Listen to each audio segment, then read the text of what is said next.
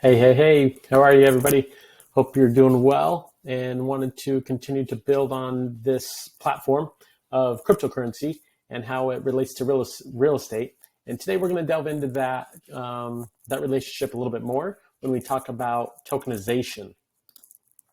So before we get started, just wanted to reiterate this. This is to better understand this space, whether it be blockchain, cryptocurrencies, NFTs, tokens, smart contracts. Last week was digital wallets. So no part of this information should be taken as legal or investment advice.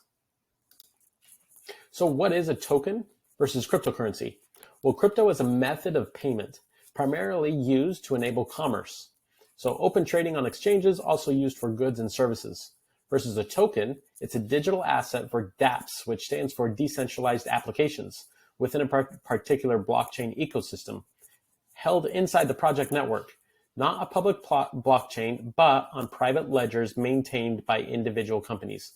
So what that means in plain English is each company is responsible for creating these tokens. These are not something that's for everybody. So again, it's up to each business or company to allocate tokens or not to allocate tokens. So examples, you can own a piece of Bitcoin, right? So you don't have to buy the whole thing. You can buy $10 worth and that gives you a share. Similar to how stocks work. You pay X amount and you don't have to buy a whole share of Apple. You can just buy a piece of a share, right? So that's the idea and the concept of tokenization as it pertains to real estate. So what is real estate tokenization? Real estate tokenization is the process of creating fractional interests in real estate assets through tokens. This can be applied to many types of property, single-family homes, multifamily units, office buildings, warehouses, and or retail spaces. So there are also several types of tokenization that are currently being developed.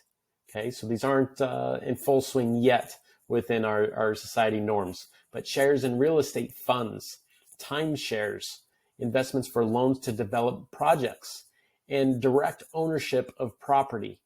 So tokenizing title. Again, this is not out there yet. These are in the works because ultimately you have liability, and where does that lie and with who? So how real estate tokenization works. Here gives you a little bit of a visual and a short description. So property owners issue blockchain-based tokens which represent shares in a particular property. Then investors can buy such tokens and become fractional investors in real estate assets and participate in the assets' appreciation and cash flows. So this example, as tokenization works today, you are not owning any part of the property directly through title, right? When it gets sold, you will not own that property. You do not get to make decisions on when that property gets sold or not sold. What tokenization gives you is the opportunity that if that home appreciates and you have a piece of that property's value, then you get that percentage back to you. So for example, if you buy a token of a company that offers this option and they buy a home for $500,000 and 4 years later it sells for $700,000. Well, if you had 1% worth of tokens, you would get 1% of that 200,000 appreciation. Are you with me?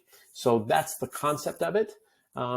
So you don't have to save up for a whole house. You can essentially find opportunities to invest that are more affordable, options to be a part of the real estate space without, again, buying the home yourself. So that's the concept of tokenization, is to have a piece of the pie versus having the whole thing for yourself. Considerations of real estate.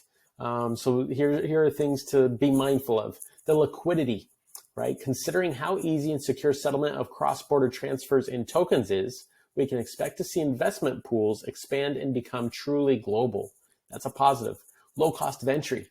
I just touched on that, right? You don't have to buy a whole house. You can buy a portion of a house, but again, it's the appreciation, okay?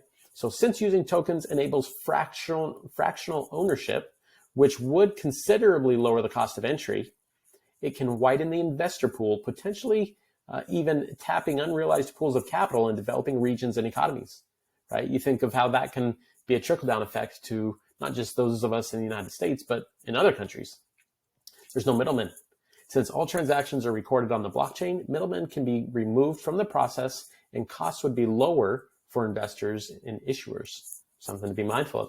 And increased transparency. Blockchain technology leads to increased transparency as every transaction and its value transfer are recorded on a distributed ledger, right? So there again, those are positives and considerations when thinking about how tokenization plays currently and will play a factor within the real estate space. Guys, that's it.